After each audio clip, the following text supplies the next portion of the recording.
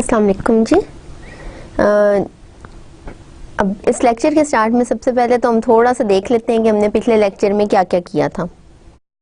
तो previous lecture में हमने लैग्रांज इक्वेशन को डिस्कस किया। ओवरऑल अब तक हम क्या कर चुके हैं कि हमने सबसे पहले तो जनरलाइज्ड कोऑर्डिनेट्स को डिफाइन किया था, उनकी बेसिस पे हमने जनरलाइज्ड वेलोसिटीज़ को डिफाइन किया, जनरलाइज्ड फोर्सेस को डिफाइन किया, और फिर हमने लैग्रांज इक्वेशन डेवलप कर दी थी। उसी के अंदर जनरलाइज्ड फोर्सेस का भी जिक्र था। उसके बाद हमने जनरलाइज्ड मोमेंटा की बात की। अच्छा, इसके अलावा हमने लैग्रांज इक्वेशन को देखा कि अच्छा जी ये होलोनोमिक सिस्टम के लिए कैसे डिराइव होती है, नॉन होलोनोमिक सिस्टम के लिए क्या फॉर्म रखती है, कंजर्वेटिव सिस्टम्स हों उनके लिए किस किस्म की होती है, नॉन कंजर्वेटिव सिस्टम्स के लिए कैसी होती है, और अगर सिस्टम में इम्पल्सिव फोर्सेस यानी कुछ इंस्टेंटेनियस फोर्सेस इन्वॉल्व हों उनके लिए ये कैसी होगी, यानी इम्पल्सेस भी इन्वॉल्व हों तो फिर लैग्रांज इक्वेशन कैसी होगी।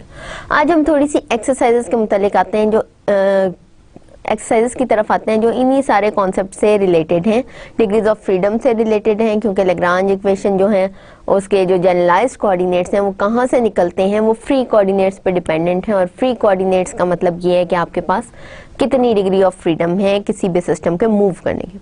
उसके अलावा कुछ ये सिस्टम्स के मुतालिक क्वेश्चंस हैं, कंजर्वेटिव सिस्टम्स के मुतालिक, नॉन कंजर्वेटिव सिस्टम्स के मुतालिक, होलोनोमिक नॉन होलोनोमिक के मुतालिक, और इसी तरह रियोनोमिक और स्क्लेरोनोमिक के मुतालिक क्वेश्चंस होंगे।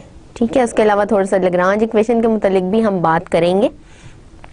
तो अभी सबसे पहले हम एक्सरसाइजेस की तरफ आते हैं। पहली एक्सरसाइज है कि determine the degree of freedom in each of the following cases. आप ऐसे कर सकते हैं कि डिग्रीज ऑफ फ्रीडम के ऊपर हाथ रख लें और उसके बाद इसको डिस्कस किया जाए। अब पहला ये है कि प्रॉब्लम क्या है, a particle moving on a plane curve. एक पार्टिकल है जो प्लेन कर्व पे मूव कर रहा है। प्लेन कर्व कैसा होगा, ये आपका जी कर्व जब बनता है तो कैसा बनता है अभी हम बना के देखते हैं।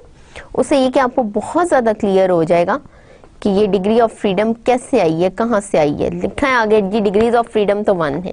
आंसर तो मिल गया, ठीक है, आंसर तो आपने देख लिया यहाँ से। आप चाहो तो हाथ रख लो, उसके बाद सोचो ज़रा इसके ऊपर कि पार्टिकल जो कि एक प्लेन कर्व में मूव कर रहा है कैसे मूव कर रहा होगा। प्लेन कर्व कैसा होगा, ये होगा। ठीक है, एक प्लेन है, प्लेन कर्व क्या होता है, इसका मतलब ये नहीं कि सादा सा कर्व, इसका मतलब ये कि वो कर्व जो एक्स वाई प्लेन के अंदर है। ये एक्स एक्सिस है, ये वाई एक्सिस है, और ये आपका कर्व है एफ ऑफ एक्स। ठीक है, अब ये जो आपका कर्व है इसकी इक्वेशन या एफ ऑफ एक्स है, f of x equal to y है। ठीक है, तो इसका मतलब ये कि इसके अंदर डिपेंडेंट कोऑर्डिनेट क्या है, वाई, इंडिपेंडेंट क्या है, एक्स। एक्स के लिहाज से ये कर्व बन रहा है ना, और इसके ऊपर पार्टिकल मूव कर रहा है, पार्टिकल इससे इधर उधर हट नहीं सकता। तो पार्टिकल की मोशन की डिग्री ऑफ फ्रीडम क्या होगी, जाहिर है degree of freedom number of free coordinates which are used to mention the position of the particle। कितने हैं यहाँ पे, एक है, और वो कौन सा है, वो x है, सिर्फ x कोऑर्डिनेट इन्वॉल्व होगा, तो डिग्री ऑफ फ्रीडम जो है वो 1 है। अब जी two particles moving on a space curve and having a constant distance between them. दो पार्टिकल हैं जो कि एक स्पेस कर्व में मूव कर रही हैं और उनके दरमियान एक कांस्टेंट डिस्टेंस है। स्पेस कर्व क्या होता है जी, स्पेस कर्व एक ऐसा कर्व है जो इस एक्स वाई जेड स्पेस में है। ये एक्स वाई और जेड स्पेस में है। अब जी इसमें दो पार्टिकल्स हैं जो एक स्पेस कर्व पे मूव कर रहे हैं। ये स्पेस कर्व है, ये जी इसके ऊपर मूव करें, एक पार्टिकल ये है और एक पार्टिकल ये है। ठीक है, अब जी ये स्पेस कर्व का हमने पहले भी जिक्र किया था, और स्पेस कर्व की जब हमने बात की थी तो हमने कहा था कि यहाँ पे वो कैलकुलस वाली पैरामीट्रिक इक्वेशन इन्वॉल्व होती हैं। यानी हम किसी भी स्पेस कर्व्स के जो कोऑर्डिनेट्स हैं एक्स वाई जेड उनको पैरामीटर टी के हिसाब से रिप्रेजेंट कर सकते हैं। हम कह सकते हैं एक्स हमारा एक्स टी है, y हमारा yt है, और z हमारा zt है, where t is any parameter. और ये वही है हिसाब किताब जो आपने कैलकुलस में पढ़ा था, जहाँ पैरामीट्रिक इक्वेशंस का जिक्र किया हुआ। तो इसका मतलब ये कि अगर हम एक पार्टिकल की बात करें जो स्पेस कर्व में मूव कर रहा हो, ठीक है, एक पार्टिकल जो स्पेस कर्व में मूव कर रहा है, तो उसके लिए कितने पैरामीटर्स यूज हो रहे हैं, कितनी फ्री डिग्रीज होंगी, कितनी डिग्री ऑफ फ्रीडम उसकी होगी, कितने इंडिपेंडेंट कोऑर्डिनेट होंगे। आप ये देखो कि ये तीनों कोऑर्डिनेट्स जो हैं ये सिर्फ एक इंडिपेंडेंट कोऑर्डिनेट पे डिपेंड कर रहे हैं, और वो है टाइम। टाइम नहीं रहने दें, टाइम का जिक्र अभी नहीं हम करते, वो है टी। ठीक है जी, x y z all the three are dependent on a single coordinate which is independent, which is mentioned here as t। ठीक है जी, x भी फंक्शन ऑफ t है, y भी फंक्शन ऑफ t है और z भी फंक्शन ऑफ t है। तो एक पार्टिकल की जो स्पेस कर्व के ऊपर मूव कर रहा है, डिग्री ऑफ फ्रीडम क्या होगी? 1। दूसरे पार्टिकल की डिग्री ऑफ फ्रीडम क्या होगी? 1। दोनों पार्टिकल्स की डिग्री ऑफ फ्रीडम क्या होगी? 2। ठीक है ना, 1 + 1। दोनों पार्टिकल्स जो एक स्पेस कर्व पे मूव कर रहे हैं उनकी डिग्री ऑफ फ्रीडम क्या होगी? 1 + 1 = 2। अब फर्दर उसने ये मेंशन किया है कि इनके दरमियान जो डिस्टेंस है वो कांस्टेंट है। हम कहते हैं जी एक पार्टिकल, इसमें से ये P1 है और दूसरा पार्टिकल है P2। P1 के हम कोऑर्डिनेट स्पेसिफाई करते हैं कि P1 जो है वो एक्सप्रेस हो रहा है x1 y1 z1 से, और P2 एक्सप्रेस हो रहा है x2 y2 z2 से। और इनके दरमियान डिस्टेंस कैसे हम एक्सप्रेस करेंगे? हमारा डिस्टेंस फॉर्मूला लगेगा। डिस्टेंस इन दोनों के दरमियान होगा x2 - x1 का स्क्वायर प्लस y2 - y1 का स्क्वायर प्लस z2 - z1 का स्क्वायर, इसका अंडर रूट। और ये उसने बताया कि ये जो d है ये कांस्टेंट है, इट इज कांस्टेंट। ठीक है, इसका मतलब ये कि आपके पास ये x2 - x1 का स्क्वायर प्लस y2 - y1 का स्क्वायर प्लस z2 - z1 का square equal to d square, which is also a constant. तो इसका मतलब है कि इनमें से एक को हम दूसरे की टर्म में लिख सकते हैं। अब हम कह रहे हैं कि x1 x2 y1 y2 z1 z2 ये सारे डिपेंडेंट हैं। x y z x1 x2 x1 y1 z1 ये सारे डिपेंडेंट हैं t1 पे, और x2 y2 z2 इसके लिए पैरामीटर t2 है। ठीक है, तो इसका मतलब है कि ये t1 और t2 के दरमियान ये फॉर्मूला जो है वो एक रिलेशनशिप दे रहा है।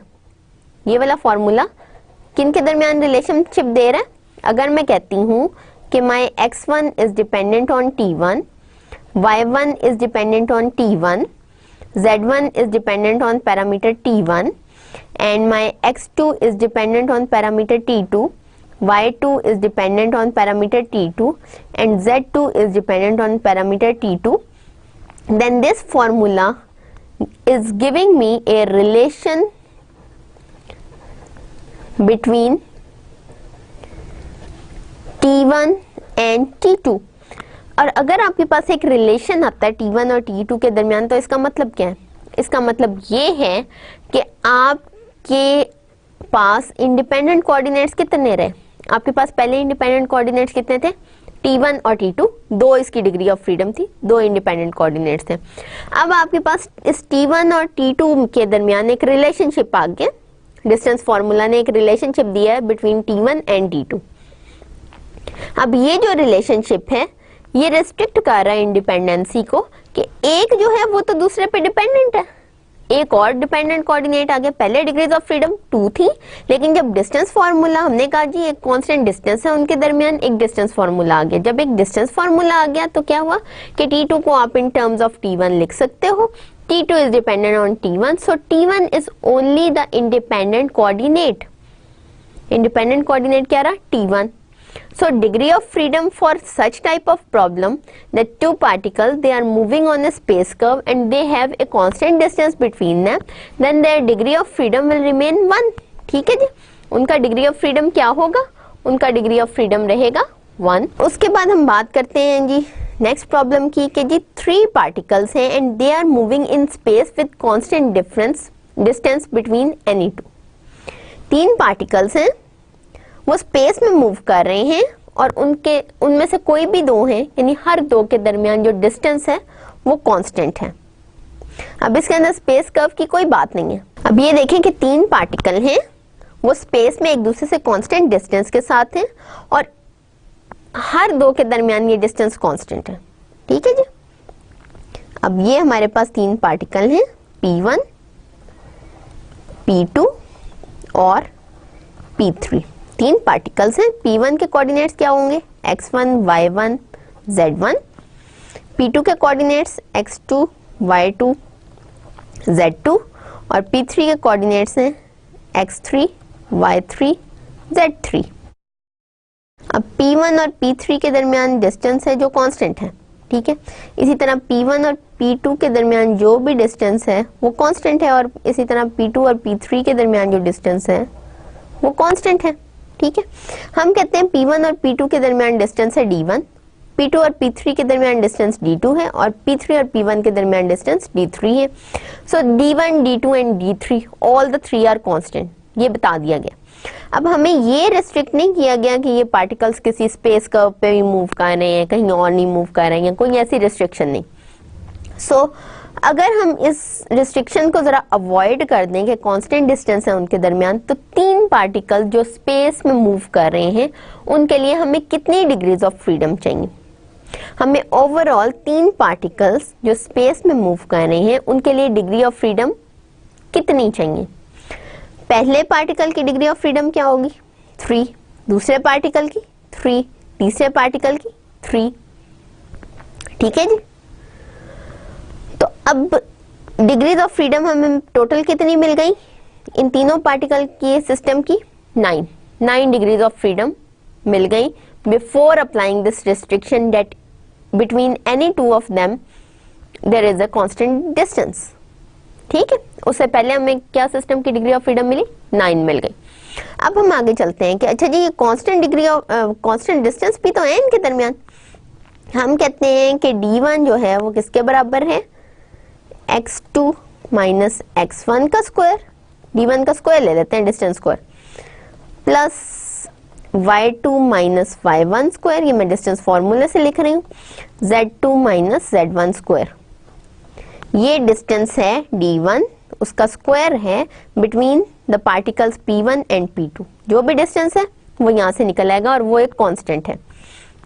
इसी तरह D2 स्क्वायर अगर आप लोगे तो x3 minus x2 square plus y3 minus y2 square plus z3 minus z2 square, ये आ जाएगा।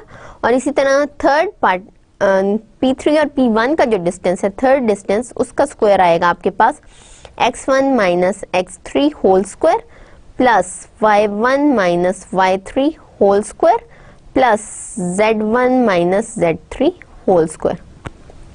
अच्छा जी, अब ये जो तीनों डिस्टेंस फॉर्मूले हैं ये हमें रिस्ट्रिक्ट कर रहे हैं। लेट अस से कि पहले डिस्टेंस फॉर्मूले से मैं ये रिस्ट्रिक्शन लेती हूँ कि x2 is dependent on x1। ये हमने अज्यूम किया है, वैसे तो ये किसी दो के दरमियान भी रिलेशन दे सकता है। x2 x1 के दरमियान भी आप ले सकते हो, y2 y1 के दरमियान भी यहाँ से रिलेशन ले सकते हो, z2 z1 के दरमियान भी ले सकते हो। बल्कि x2 डिपेंड सिर्फ x1 पे ही नहीं कर रहा कि y2 y1 z2 z1 सब पे डिपेंड कर रहा है। तो यहाँ से जब हम x2 की वैल्यू निकालेंगे तो हमें पता चलेगा कि x2 तो डिपेंड कर रहा है x1 y1 z1 y2 z2 पे। ठीक है जी। इसी तरह जब हम दूसरी इक्वेशन लेंगे तो वहां से हमें पता चल रहा है कि जी ये जो x3 है, या y3 ले लो, z3 ले लो, x2 ले लो, सॉरी x2 के अलावा y2 ले लो, z2 ले लो, क्योंकि x2 तो डिपेंडेंट हमने निकाल लिया ना। एक डिग्री ऑफ फ्रीडम तो वहां से रिस्ट्रिक्ट हो गई है, रह गई 5। अब ये जो 5 डिग्रीज ऑफ फ्रीडम रह गई हैं, सॉरी 9 में से रह गई 8। x2 जो है वो 5 इंडिपेंडेंट वेरिएबल्स पे डिपेंड कर रहा है। तो पहले डिग्री ऑफ फ्रीडम कितनी? 9। अब कितनी रह गई कि x2 डिपेंडेंट हो गया, अब रह गई 8, इसने रिड्यूस कर दिया। अच्छा, अब यहां से हमें अगली चीज मिल रही है कि x3 जो है वो भी डिपेंडेंट है और डिपेंड्स किस पे कर रहा है?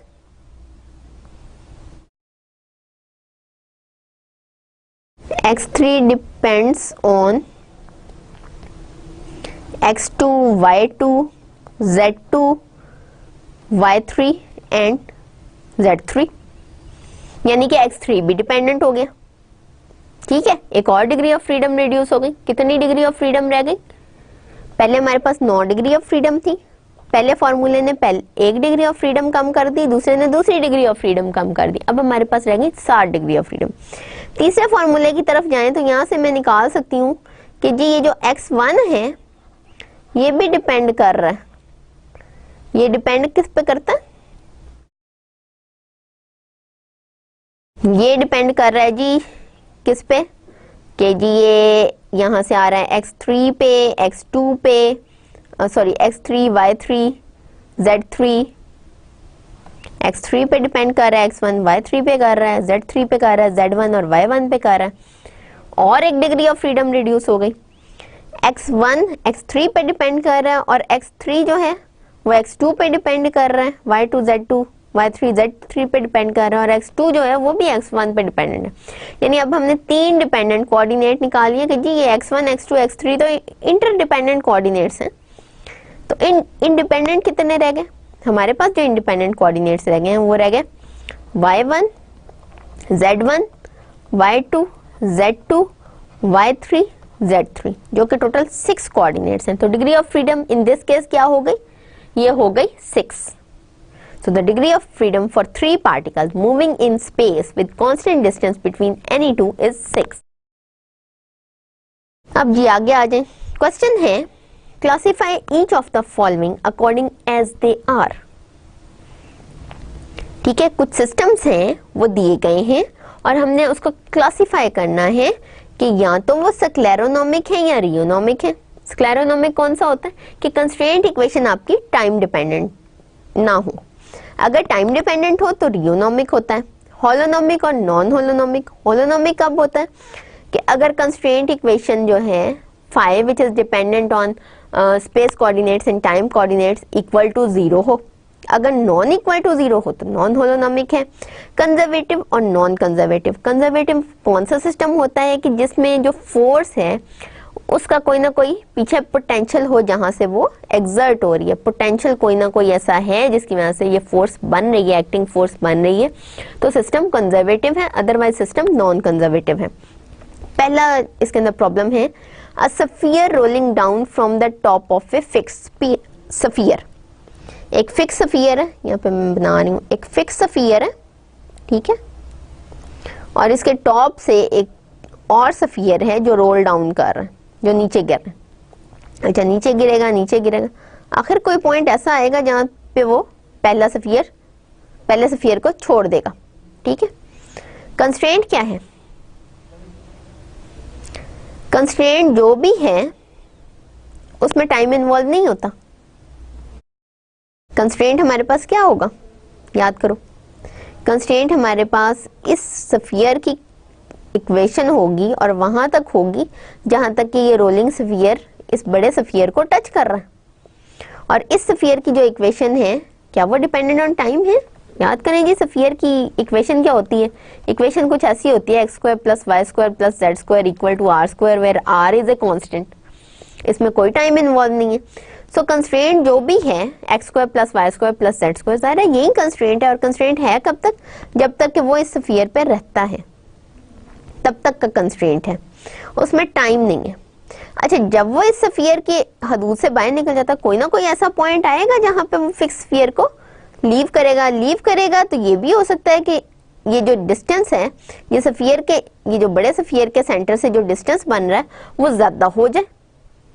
ठीक है ना, क्योंकि रोल डाउन जो कर रहा है। अब ये देखें, मैं कहती हूँ कि ये ए पॉइंट है इस स्फीयर पे और ये बी पॉइंट है, और ये जो छोटा सा स्फीयर है, छोटा सा बॉल है, एक बड़े आप जहन में लाएं, एक बड़ा सारा बॉल है, बड़ा सा स्फीयर है, वो ये है। एक छोटा सा स्फीयर है ये जो आपने छोड़ दिया उसके टॉप पे, छोटा बॉल है। छोटा बॉल ये बड़े बॉल के यहाँ टॉप से चलेगा। कब तक चलेगा? एक खास हद तक उसके ये जो सरफेस है, surface of the big sphere या surface of the big ball, उस पे छोटा बॉल एक खास टाइम तक चलेगा और उसके बाद वो नीचे गिर जाएगा। नीचे गिरना शुरू हो जाएगा। अच्छा जी, अब उसके ऊपर जब वो नीचे गिरेगा, आपने यहाँ पे छोड़ दिया एक छोटा बॉल, ये एक बॉल है, लेट अस अज्यूम करें कि ये जो मेरा हाथ है, ये मेरी मुट्ठी है, ये एक सफियर है। आपने इसके टॉप पे यहाँ पे ये जो मेरे पेन की निब है, लेट अस से ये एक छोटा बॉल है, ये छोड़ दिया, ठीक है, और ये रोल कर रहा है, रोलिंग डाउन है इस सफियर के ऊपर। आखिर एक पॉइंट ऐसा आएगा जब ये यहाँ से नीचे गिर जाएगा, नीचे गिरेगा, क्यों? इसलिए कि ग्रेविटेशनल फोर्स इसके ऊपर है, ठीक है, और ये ग्रेविटी से इससे दूर होता जाएगा। अब इसके ऊपर कंस्ट्रेंट क्या है? Constraint equation of the sphere है, या तो वो इस डिस्टेंस पे रहेगा या ये डिस्टेंस ज्यादा हो जाएगा from the centre of the sphere, इस सफियर के ये इधर अंदर सेंटर से, या तो वो सफियर के सेंटर से इसका डिस्टेंस होगा, या तो वो डिस्टेंस सरफेस तक महदूद रहेगा, अंदर तो नहीं वो सफियर के जा सकता, या वो इस सरफेस से दूर होता जाएगा। तो कंस्ट्रेंट हमारे पास आ गया। लेट अस से कि सफियर का सेंटर हम कहते हैं ओरिजिन पे है, बड़े सफियर का, तो कंस्ट्रेंट आएगा x square plus y square plus z square less than equal to r, where r is the radius of this sphere. ये जो गोला मोटा है सफियर, बड़ा सफियर है, इसका सेंटर से लेके सरफेस तक का डिस्टेंस जो है वो आर है। और ये जो छोटा बॉल है ये मूव कर रहा है, तो ये मूव कहाँ पे करेगा? या तो ये सरफेस के ऊपर ऊपर मूव करेगा, या फिर ये सरफेस से दूर होता जाएगा।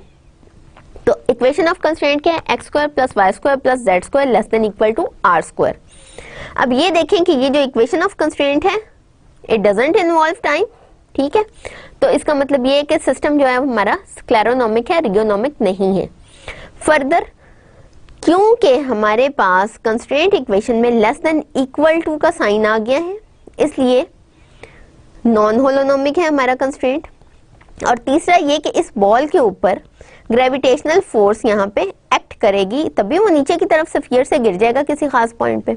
तो ग्रेविटेशनल फोर्स से एक्ट करेगी, ग्रेविटेशनल फोर्स का एक पोटेंशियल है, जाहिर है ग्रेविटी है। तो जब पोटेंशियल से डिराइवेबल फोर्स इस पे एक्ट करेगी तो सिस्टम हमारा कंजर्वेटिव होगा। उसके बाद जी नेक्स्ट है a cylinder rolling without slipping down a rough inclined plane. ठीक है, एक रफ इंक्लाइंड प्लेन है, लेट अस से कि जी ये हमारी इंक्लाइंड प्लेन है, इसके ऊपर एक सिलेंडर पड़ा है, ठीक है, हम कहते हैं जी ये हमारा सिलेंडर है जो हमारी इंक्लाइंड प्लेन के ऊपर पड़ा है, ये हमारी इंक्लाइंड प्लेन है और इसके ऊपर एक सिलेंडर है, और ये जो सिलेंडर साहब हैं ये रोल कर रहे हैं नीचे की तरफ, ये रोल कर रहे हैं और स्लिप नहीं हो रहा, स्लिप नहीं हो रहा है, रोल कर रहे हैं इंक्लाइंड प्लेन पे और स्लिप डाउन नहीं है। इसका मतलब ये कि यहाँ से गिरेंगे नहीं इस इंक्लाइंड प्लेन से। ये जो हमारे सिलेंडर साहब हैं ये इस इंक्लाइंड प्लेन पे नीचे की तरफ जा रहे हैं, लेकिन ये गिरेंगे नहीं, तो सिस्टम पे कंस्ट्रेंट क्या होगा? Constraint equation of this inclined plane होगी, ठीक है। प्लेन की इक्वेशन आपको पता है क्या होती है? X plus y equal to c, यही है ना इक्वेशन ऑफ द प्लेन, याद करें। या a x plus b y equal to c, ये हो सकती है where a b c all the three are constants. So ये जो इक्वेशन है, अब ये स्लिप तो नहीं कर रहा है इस इंक्लाइंड प्लेन से, इंक्लाइंड प्लेन के से दूर तो नहीं होगा, इसी इंक्लाइंड प्लेन पे चलता रहेगा ये सिलेंडर, ठीक है।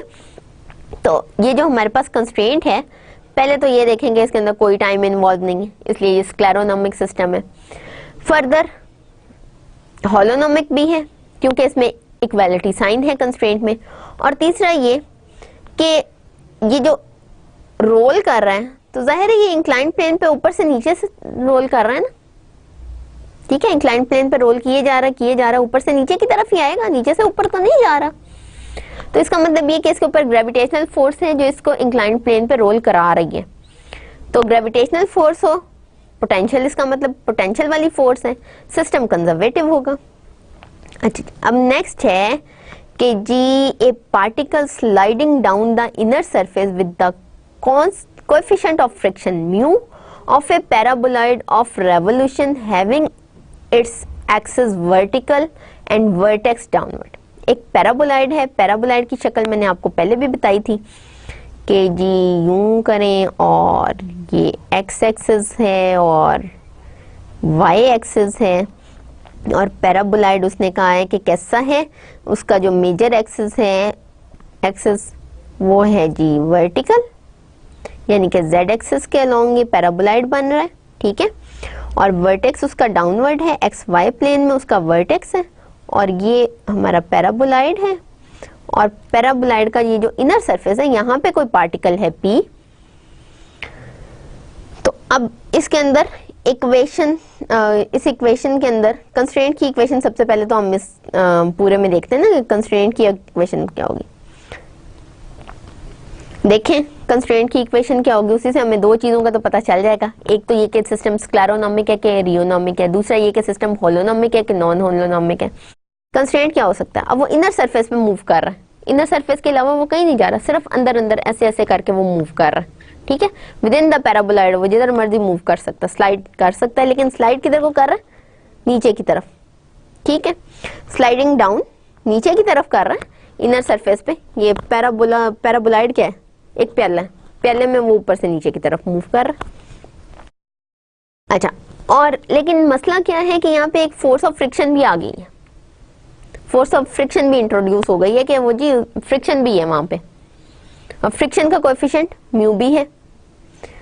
तो अब इक्वेशन क्या होगी, कंस्ट्रेंट इक्वेशन क्या होगी। कंस्ट्रेंट इक्वेशन अब देखो तो इक्वेशन ऑफ द पैराबोलाइड होगी, और वो हमने थोड़ी सी डिस्कस भी की हुई है। क्या है इक्वेशन ऑफ पैराबोलाइड, पिछले लेक्चर में भी हमने बात की थी। इक्वेशन ऑफ द पैराबोलाइड हमारे पास आ जाती है x square plus y square equal to a z, ठीक है, where the axis of the paraboloid lies along z axis.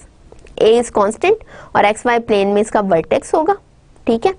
बाकी सारा पैराबोलाइड जो है, पैराबोलाइड ऑफ रेवोल्यूशन, वो जेड एक्सिस के अबाउट होगा, ठीक है।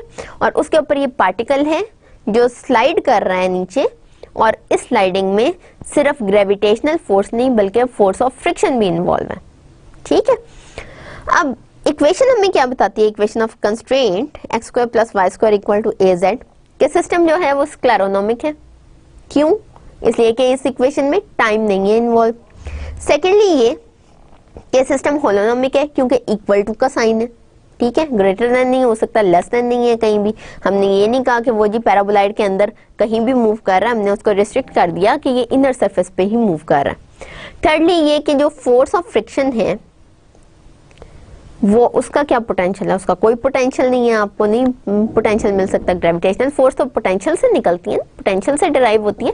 फ्रिक्शन की फोर्स कहाँ से डिराइव हो रही है, उसके लिए कोई गिवन पोटेंशियल नहीं होता, ठीक है। तो फोर्स जो है ओवरऑल उसमें फोर्स ऑफ फ्रिक्शन भी इन्वॉल्व है, और फोर्स ऑफ फ्रिक्शन जो है that cannot be derivable from a potential, that's why the whole system is non-conservative, ठीक है जी, ये क्लियर हो गया। अब नेक्स्ट पे आते हैं। नेक्स्ट है जी a particle moving on a very long frictionless wire which rotates with constant angular speed about a horizontal axis। Particle है, उस पर फ्रिक्शन कोई नहीं है, और वो एक वायर पे मूव कर रहा है। लेट अस से कि जी ये वायर है आपकी, ठीक है, ये पॉइंट है जिसके अबाउट ये वायर रोटेट कर रही है, इधर भी आ सकती है और इधर से इधर भी आ सकती है, और ये एक्सिस है, ठीक है। तो एक बहुत ही लंबी सी फ्रिक्शनलेस वायर है और उसके ऊपर ये पार्टिकल है जो मूव कर रहा है, और ये जो वायर है ये रोटेट कर रही है कांस्टेंट एंगुलर स्पीड से।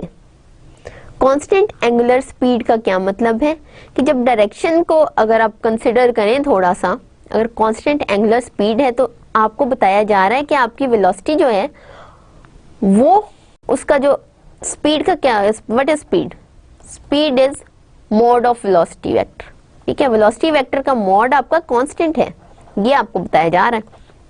इक्वेशन ऑफ कंस्ट्रेंट क्या है, that the length of velocity into velocity या square length of velocity is a constant, v dot v is a constant। अगर v constant है तो इसका मतलब है कि v square भी constant है, v mod square it is also a constant, और इसका मतलब ये है कि v dot v भी constant है। v dot v constant है तो इसका क्या मतलब है, इसका मतलब ये है कि ये आपका कंस्ट्रेंट अपने आप बन गया, v square is a constant, V dot V is a constant and V involves time. What is V? V is the change of position with respect to time. So time is involved, that's why the constraint involves time, and so the system is reonomic. Secondly, the constraint equation has an equality sign in it, that's why the system is holonomic, and further the wire is frictionless, yet the force of gravity acts on this wire, also on the particle. So the gravitational force is acting on the system and therefore the system is conservative. The next thing, a horizontal cylinder of radius A rolling inside a perfectly rough hollow cylinder of radius B. You are having a perfectly rough hollow cylinder. एक आपके पास rough hollow cylinder है radius B का, आपके पास एक rough hollow cylinder है radius B का, ये हम कहते हैं कि जी ये एक सिलेंडर है और इसका रेडियस बी है, ठीक है, इसका रेडियस बी है। इसके अंदर आपके पास एक हॉरिजॉन्टल सिलेंडर है, यहाँ पे एक हॉरिजॉन्टल सिलेंडर है और इस हॉरिजॉन्टल सिलेंडर का रेडियस है ए और ये रोल कर रहा है inside a perfectly hollow cylinder of radius b and this b is greater than a. ये जो बी है ये ए से बड़ा है और ये हॉरिजॉन्टल सिलेंडर इस सिलेंडर के अंदर रोल कर रहा है। अब सिस्टम की इक्वेशन क्या होगी? इक्वेशन ऑफ द सिलेंडर होगी। इक्वेशन ऑफ द सिलेंडर याद है आप क्या थी? Equation of the cylinder, cylinder की इक्वेशन क्या होती है? सिलेंडर की इक्वेशन आपकी होती है जी x square plus y square equal to a z square, ठीक है। इक्वेशन ऑफ द सिलेंडर है, इक्वेशन ऑफ द सिलेंडर जो है उसमें टाइम इन्वॉल्व नहीं है। अच्छा, इक्वेशन ऑफ द सिलेंडर जो होगी उसमें टाइम इन्वॉल्व नहीं होगा क्योंकि वो एक्स वाई और जेड डिपेंडेंट होगी, ठीक है ना। अच्छा, इक्वेशन ऑफ सिलेंडर के अंदर टाइम तो इन्वॉल्व नहीं होगा, इसका मतलब ये है कि सिस्टम जो है वो स्क्लेरोनोमिक है।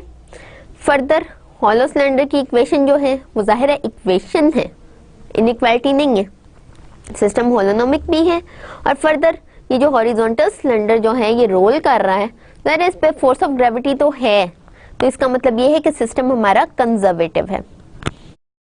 अच्छा जी, अब आगे एक सिलेंडर है जो रोलिंग कर रहा है, पॉसिबली स्लाइडिंग, रोलिंग डाउन लेकिन स्लाइड कर रहा है on an inclined plane of angle a. एक इंक्लाइंड प्लेन है और उसके ऊपर एक सिलेंडर है जो रोल कर रहा है और ये भी हो सकता है कि वो स्लाइड कर जाए किसी भी वक्त। ये एक इंक्लाइंड प्लेन के ऊपर, प्रॉब्लम वैसा ही है जैसे पहले हमने किया था, एक इंक्लाइंड प्लेन के ऊपर एक सिलेंडर है और सिलेंडर जो है वो रोल कर रहा है नीचे की तरफ और यहाँ स्लाइड कर रहा है नीचे की तरफ, और आखिर क्या होगा जब इंक्लाइंड प्लेन खत्म हो जाएगी वो नीचे गिर जाएगा। फिक्स तो नहीं है, पहले हमने सिलेंडर को फिक्स किया था कि वो सिर्फ इंक्लाइंड प्लेन पे ही कर रहा है रोल। अब हमने कहा है कि हो सकता है वो नीचे गिर जाए क्योंकि स्लाइड भी तो कर सकता है, और ये इंक्लाइंड प्लेन जो है ये angle A from the horizontal axis वो बना रही है। तो अब कंस्ट्रेंट इक्वेशन क्या होगी? Equation of the inclined plane, लेकिन इंक्लाइंड प्लेन की इक्वेशन जो है a x plus b y. अब ये भी हो सकता है कि सिलेंडर जो है इस इंक्लाइंड प्लेन से दूर चला जाए, नीचे की तरफ चला जाए, तो यहाँ पे इक्वेलिटी तो नहीं आएगी, इक्वेलिटी के अलावा एक और साइन भी आएगा, ये भी हो सकता है ये इस डिस्टेंस से दूर हो, ठीक है। तो a x plus b y greater than equal to c z, ये आपके पास इंक्लाइंड प्लेन की इक्वेशन आ गई, और ग्रेटर देन इक्वल टू इसलिए क्योंकि सिलेंडर हो सकता है इस इंक्लाइंड प्लेन से दूर चला जाए, इधर को हो सकता है इधर को चला जाए, ऐसे ऐसे जाता जाए, तो वो इससे कम या इससे ज्यादा भी हो सकती है, लेस देन भी हो सकता है सी जेड से, ग्रेटर देन भी हो सकता है, ठीक है। तो इसका मतलब ये कि एक तो कंस्ट्रेंट के अंदर टाइम इन्वॉल्व नहीं है, स्क्लेरोनोमिक सिस्टम है। दूसरा ये कि सिलेंडर लीव कर सकता है इस इंक्लाइंड प्लेन को किसी भी वक्त, तो यह नॉन होलोनोमिक है।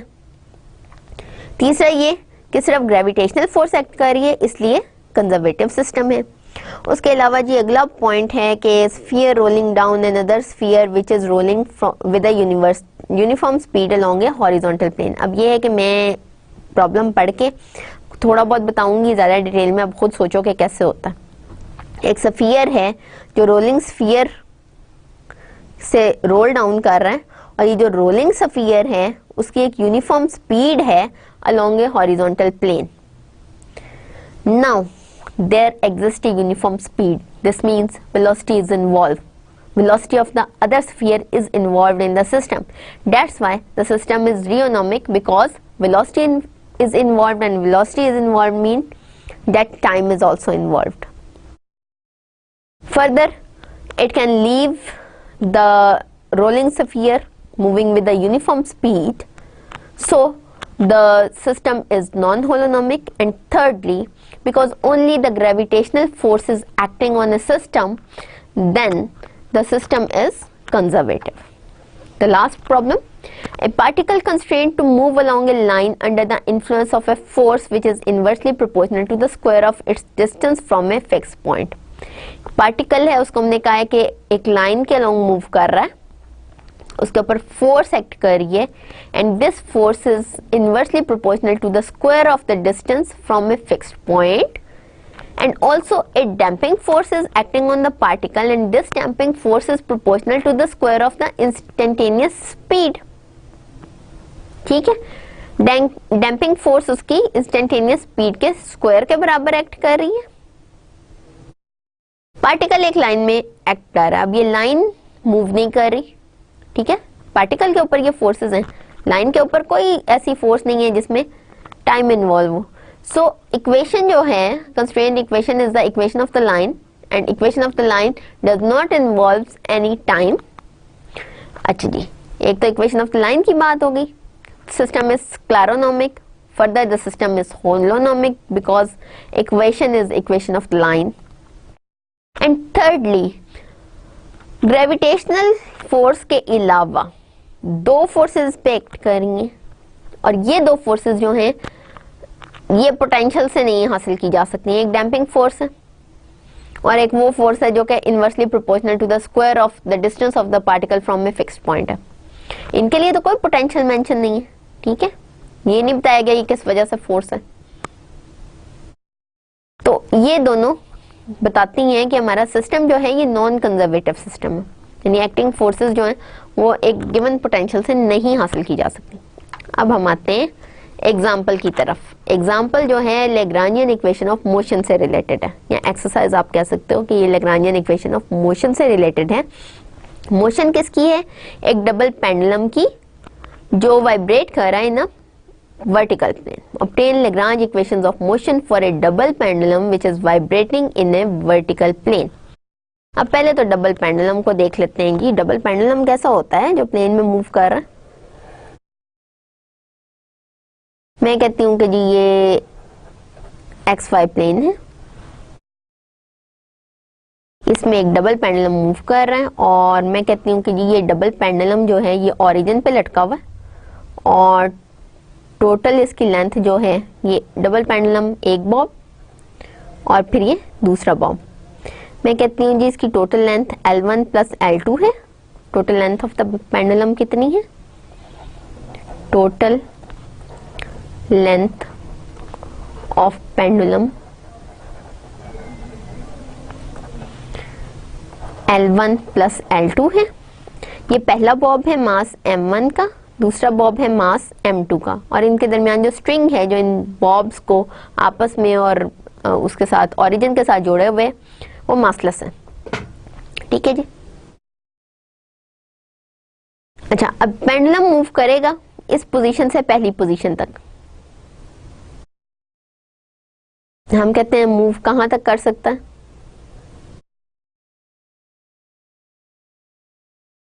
अब ये जो एंगल बनाता है मास 1 फ्रॉम, अब पेंडुलम जो मूव करेगा हमने कहा है कि जी ये वर्टिकल प्लेन में है, तो वर्टिकल प्लेन में वो XY प्लेन में ही मूव करेगा, उसके अलावा कहीं और वो मूव नहीं करेगा। हम कहते हैं ये मास M जब ये मूव करता है मास M1 x एक्सिस के साथ θ1 एंगल बनाता है, और ये जो मास M2 है ये x एक्सिस के साथ जो एंगल बनाता है लेट अस से थीटा 2, ठीक है। गुजारा मास m1 को भी आज़ादी है कि वो जहां तक मर्जी यहाँ मूव कर जाए, यहाँ मूव कर जाए। जब ये ओवरऑल सारा का सारा पेंडुलम मूव करेगा इस वाइब्रेट यहाँ पे वर्टिकल प्लेन में, तो ये सारा का सारा पेंडुलम, इसका मास 1 जो है ये थीटा 1 एंगल बनाएगा एक्स एक्सिस के साथ, और मास 2 जो है ये थीटा 2 एंगल बना रहा है एक्स एक्सिस के साथ ही। अच्छा जी, अब हम देखते हैं कि जी अगर मैं कहती हूँ कि ओरिजिन से m1 का जो डिस्टेंस है, कहीं भी m1 है, m1 मास वाला पार्टिकल है, बॉब है, इस बॉब को p1 का नाम दे देते हैं, और ओरिजिन से l1 प्लस l2 डिस्टेंस पे जो है वो p2 का नाम दे देते हैं। तो ये जो p1 है इसके क्या कोऑर्डिनेट्स होंगे? इसका x कोऑर्डिनेट एक होगा और एक y कोऑर्डिनेट होगा। ये l1 है और ये l2 है। तो ये जो p1 है इसकी मूवमेंट में कोऑर्डिनेट्स कौन से इन्वॉल्व होंगे? p1 का x कोऑर्डिनेट, मैं कहती हूँ कि x1 y1 जो है ये पोजीशन ऑफ p1 को शो कर रहे हैं, और पोजीशन ऑफ p2 को x2 y2 शो कर रहे हैं। Position of bobs p1 and p2, एक बॉब है p1 और एक बॉब है p2। p1 की पोजीशन x1 y1 है और p2 की x2 y2 है। p1 की पोजीशन क्या होगी? किसी भी पॉइंट हम कहते हैं कि जी ये फिर x1 किसके बराबर होगा, क्योंकि p1 क्या एंगल बना रहा है? थीटा 1 एक्स एक्सिस के साथ, ठीक है जी। तो x1 क्या होगा? हम कहते हैं L1 पे है, L1 डिस्टेंस पे है ये बॉब p1, तो L1 cos थीटा 1 x1 हो गया, और y1 आपका क्या होगा? L1 sin थीटा 1, नहीं होगा ना। अच्छा जी, अब P2 का हिसाब देखें कि जी ये P2 जो है ये क्या एंगल बना रहा है, इसका क्या हिसाब किताब है। अब अगर आप इस बॉब की पोजीशन देखते हो, जबकि x1 पोजीशन जो है इस बॉब की x1 पोजीशन है और उसके अंदर ऐड होगी इसकी पोजीशन अलोंग x एक्सिस, ठीक है। इसकी पोजीशन अलोंग x एक्सिस क्या है? L2 cos थीटा 2, ठीक है। इसका जो पोजीशन वेक्टर है अलोंग x एक्सिस, ये वाली लेंथ ये है L2 cos थीटा 2, और ये जो इसकी लेंथ है, ये कंपोनेंट जो है ये L2 sin थीटा 2 है, थीटा 2 के हिसाब से। अब इसकी ओवरऑल पोजीशन और जो x एक्सिस के हिसाब से वो क्या होगी? वो इस वक्त जो है वो है x2 इज, एक तो ये पोजीशन जो बॉब 1 की है L1 cos थीटा 1, और उसमें आप ऐड कर दो ये बॉब 1 और बॉब 2 के दरमियान जो पोजीशन बन रही है वो L2 sin cos theta 2। Overall distance तो इतना कवर हुआ ना, इतना डिस्टेंस L1 cos थीटा 1 था, इतना डिस्टेंस उसके अंदर ऐड हो गया L2 cos थीटा 2। इसी तरह y एक्सिस पे देखो तो इसकी पोजीशन अगर L1 cos थीटा 1 है तो इसकी क्या होगी? इसकी होगी y2 is L2 cos sin, यहाँ पे था L1 sin थीटा 1, तो y2 हमारा हो गया L1 sin थीटा 1, और उसमें ऐड कर दिया ये वाला डिस्टेंस जो था हमारे पास L2 sin थीटा 2। अब हमारे पास वेरिएबल्स यहाँ पे कौन कौन से? इनफैक्ट हमारे पास वेरिएबल्स हैं थीटा 1 और थीटा 2। लैग्रांज इक्वेशन हमारी क्या बनेगी?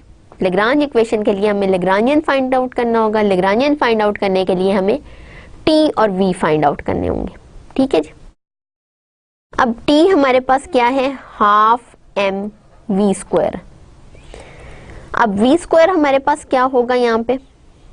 For the first particle half m1 v1 square for the first bob, और for the second bob kinetic energy add हो जाएगी half m2 v2 square, which is equals to half m1 v1 square क्या होगा?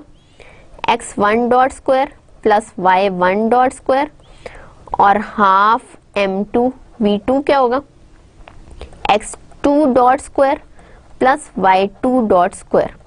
अच्छा जी, अब हम x1 dot निकालते हैं। x1 डॉट क्या होगा? अगर आपका x1 है L1 cos थीटा 1, तो x1 डॉट क्या होगा? L1 आपका कांस्टेंट है, लेंथ है कांस्टेंट है। cos थीटा वन के हिसाब से जाहिर है आपके पास डेरिवेटिव आएगा उसका minus sine theta one into theta one dot होगा, ठीक है। इसी तरह y1 डॉट क्या होगा, L1 cos theta one dot x2 dot. अब जाहिर है इसमें एक डेरिवेटिव तो थीटा वन के हिसाब से इन्वॉल्व होगा, दूसरा जो डेरिवेटिव है हमारा वो थीटा टू के हिसाब से इन्वॉल्व होगा। तो हमारे पास x2 डॉट आएगा L1 minus L1 sine theta one dot minus L2 sine theta two dot.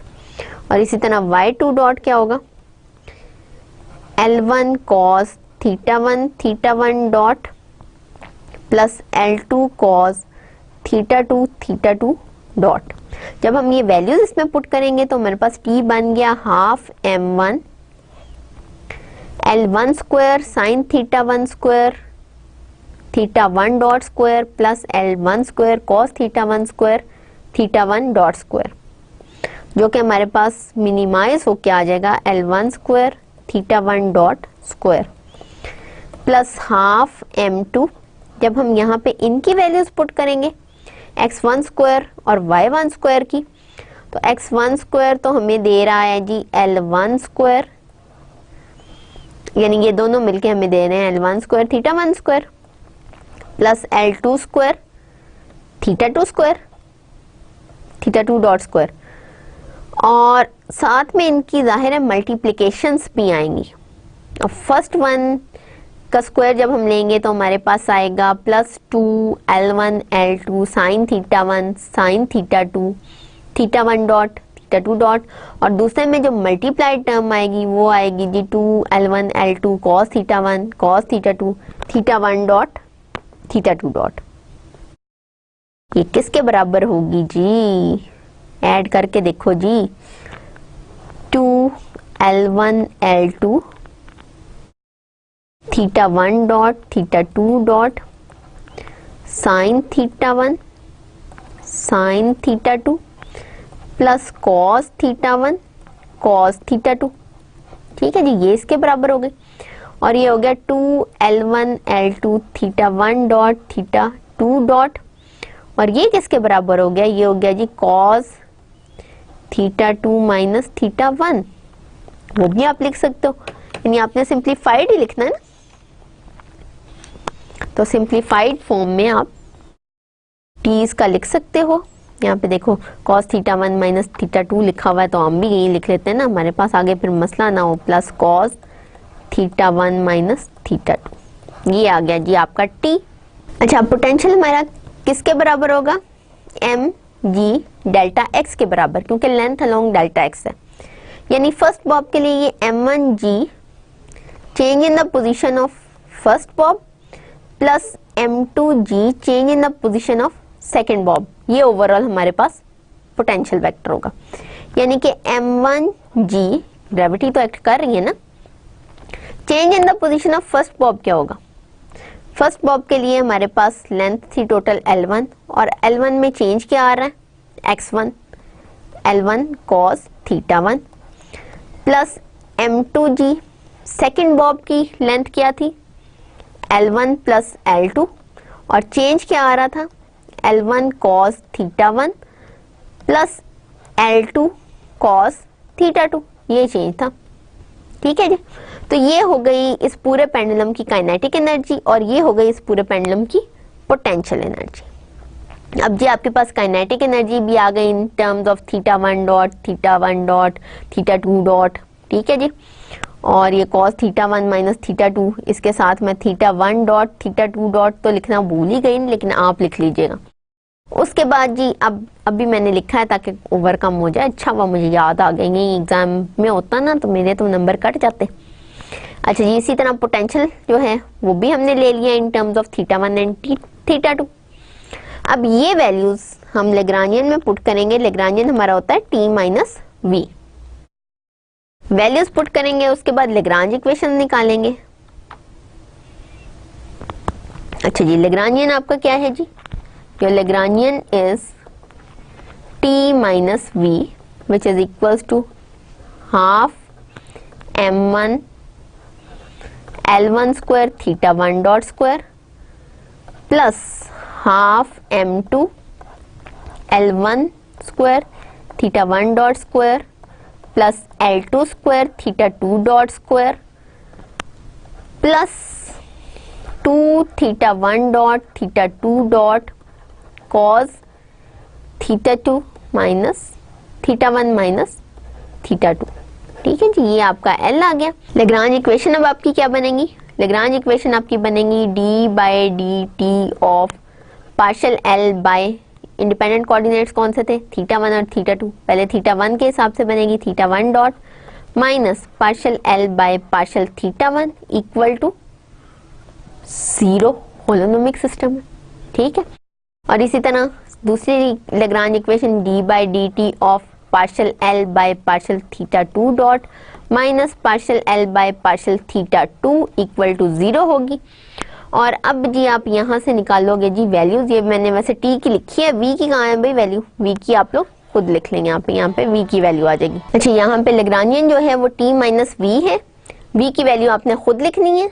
ठीक है जी, और ये आपने इन दोनों इक्वेशन में पुट करनी है। Partial L by partial theta 1 dot निकालना है, partial L by partial theta 1 निकालना है, इस तरह partial L by partial theta 2 dot निकालना है, partial L by partial theta 2 निकालना है। और आपके पास ये वैल्यू जब सब्स्टिट्यूट होंगी और आप डेरिवेटिव लोगे तो आपकी लेग्रांज इक्वेशंस जो हैं वो ये बन जाएंगी। पहले से आप जो लोगे वो आपके पास बनेगी m1 plus m2 L1 square theta 1 double dot plus m2 L1 L2 theta 2 double dot cos theta 1 minus theta 2 plus m2 L1 L2 theta 2 dot square sine theta 1 minus theta 2 equal to minus m1 plus m2 g L1 sine theta 1।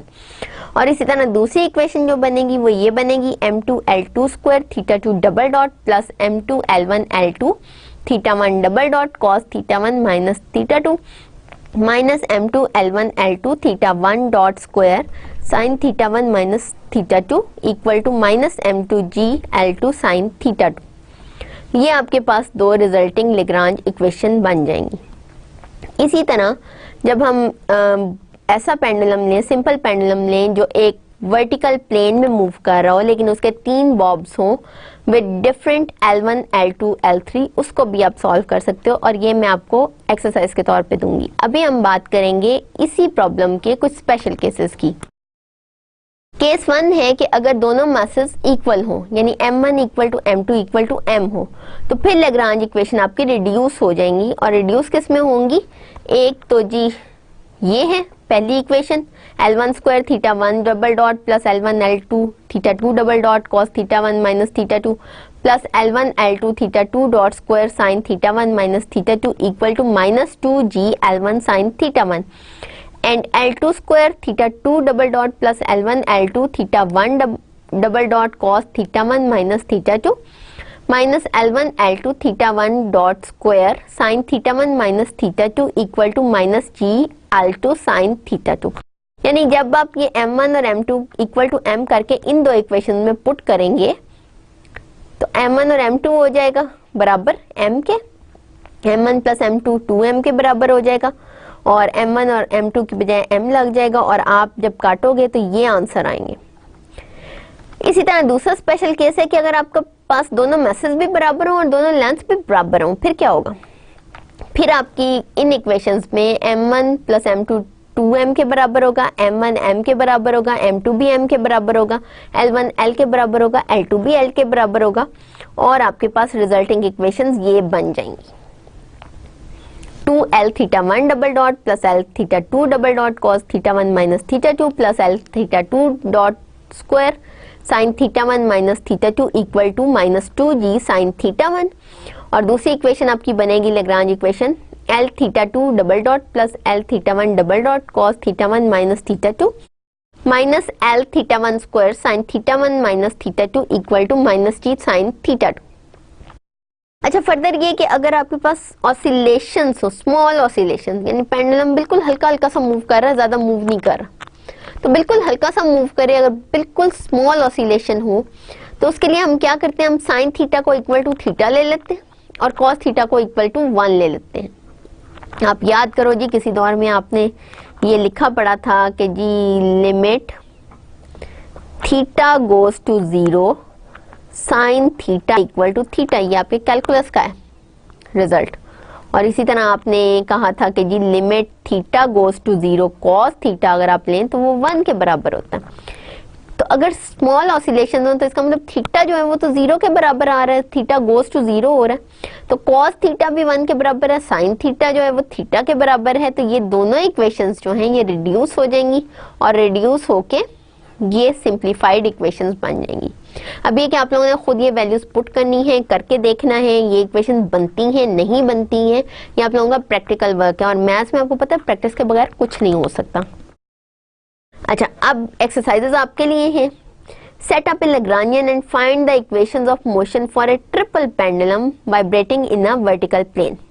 Specify the problem by taking equal masses and equal length of massless strings. अच्छा, अब मैं आपको बना के दिखा देती हूँ और आपको x1, x2, x3 भी बता देती हूँ कि जी ये आपके पास वर्टिकल प्लेन है, प्लेन आपका वही है xy प्लेन, 0 0 पे ये पेंडुलम अटैच है, दिस इज योर ओरिजिन 0 0। और पेंडुलम की लेंथ कैसी है कि पहला बॉब L1 पे है, दूसरा बॉब मास 2 का है, पहला बॉब मास 1 का है L1 पे P1, दूसरा बॉब पार्टिकल 2 मास M2 और पहले बॉब से L2 का डिस्टेंस है, और तीसरा बॉब जो है वो पार्टिकल 3 है, मास M3 है और दूसरे बॉब से L3 का डिस्टेंस रख रहा है। जब ये मूव करेगा तो हम अज्यूम करेंगे कि पहला बॉब जो है वो एंगल θ1 बना रहा है और दूसरा बॉब जो है वो x एक्सिस के साथ एंगल θ2 बना रहा है और तीसरा बॉब जो है वो x एक्सिस के साथ एंगल θ3 बना रहा है। तो अब जाहिर है उसका x और y डिस्टेंस ही है, तो हम कहते हैं जी पहले पार्टिकल की पोजीशन जो है वो P1 x1 y1 है, दूसरे पार्टिकल की पोजीशन P2 x2 y2 है और तीसरे पार्टिकल यानी तीसरे बॉब की पोजीशन x3 y3 से मेंशन हो रही है। तो आप अंदाजा लगा सकते हैं कि x1 क्या होगा L1 cos θ1, y1 आपके पास आ जाएगा L1 sin θ1। इसी तरह x2 क्या है L1 cos θ1 plus L2 cos θ2 और y2 क्या है L1 sin θ1 plus L2 sin θ2। और इसी तरह x3 क्या आएगा, x3 आएगा जी आपका L1 cos θ1 plus L2 cos θ2 और इसमें कुछ एडिशन होगा जो होगा L3 cos θ3 और आपके पास x3 आ जाएगा। y3 कैसे आएगा L1 sin θ1 पहले वाले का प्लस L2 sin θ2, ये वो शेडो है y एक्सिस पे जो दूसरा बॉब डाल रहा है यहाँ तक, प्लस L3 sin θ3 ये वो शेडो है जो यहाँ से पड़ रहा है, बॉब 3 डाल रहा है। ठीक है जी, तो ये टोटल डिस्टेंस यहाँ से भी हमें पता चल गया और ये x एक्सिस पे हॉरिजॉन्टल डिस्टेंस ये भी पता चल गया। और यहाँ से आप काइनेटिक एनर्जी निकाल सकते हैं हाफ mv² वाले फॉर्मूले से और पोटेंशियल एनर्जी निकाल सकते हैं mg डेल्टा L वाले फॉर्मूले से, ये डेल्टा x वाले फॉर्मूले से, क्योंकि x एक्सिस पे चेंज इन द लेंथ हो रहा है ना इसलिए।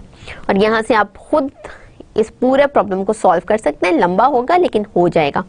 और उसके बाद नेक्स्ट पार्ट है specify the problem by taking equal masses and equal lengths of massless strings. कि आपने प्रॉब्लम के अंदर मैसेज इक्वल कर देते हैं, m1 m2 m3 equal to m लेना और साथ में आपने L1 L2 L3 equal to L लेना है और उसके बाद आपने चेक करना है कि हाँ जी अब क्या बन रहा है, प्रॉब्लम का सोल्यूशन क्या बन रहा है। ठीक है, तो वो आपने खुद चेक करना है। तो इसके साथ ही हमारा जो लेक्चर है वो एंड अप होता है और अब अगले लेक्चर में इंशाल्लाह हम कोऑर्डिनेट्स ट्रांसफॉर्मेशन की बात करेंगे।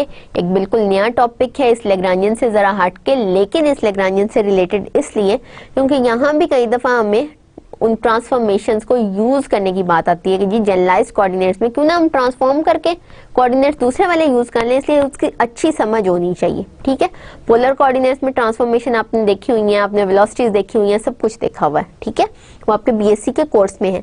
लेकिन अब आपके पास स्पेस कोऑर्डिनेट्स हैं तो उसके लिहाज से भी ट्रांसफॉर्मेशन मैं आपको बताऊंगी, डिटेल से मैं बताऊंगी। और उसके अंदर सिलेंड्रिकल ट्रांसफॉर्मेशंस हैं, स्फेरिकल पोलर ट्रांसफॉर्मेशंस हैं, वो होंगी यूज। और उसके बाद फिर हम लेग्रांजियन प्रॉब्लम ही करेंगे। गो के उसके अंदर उन ट्रांसफॉर्मेशंस का बहुत ज़्यादा उस तरह से अमल दखल नहीं होगा जैसे मैं करवाऊंगी, लेकिन मैं डिटेल से इसलिए करवा रही हूँ कि ये ट्रांसफॉर्मेशंस जो है ये आगे आपको बहुत ज़्यादा ज़रूरत पड़ेगी। अल्लाह खैर करे कि आप लोग करें, ये एमफिल करें, पीएचडी करें, तो उसके कोर्सेज में ट्रांसफॉर्मेशन बनानी भी पड़ती हैं और उनको यूज़ भी करना पड़ता है। तो आपको इनकी अच्छी समझ होगी तो आप आगे करेंगे ना, ये सारा कुछ करेंगे। या प्रैक्टिकल वर्क में भी कई दफ़ा आपको ट्रांसफॉर्मेशंस बनानी पड़ती हैं और उनको यूज़ करना पड़ता है। तो इंशाल्लाह अगला लेक्चर हमारा जो होगा वो कोऑर्डिनेट ट्रांसफॉर्मेशंस का होगा। इसके साथ ही आपको बहुत बहुत शुक्रिया। अल्लाह हाफ़िज़।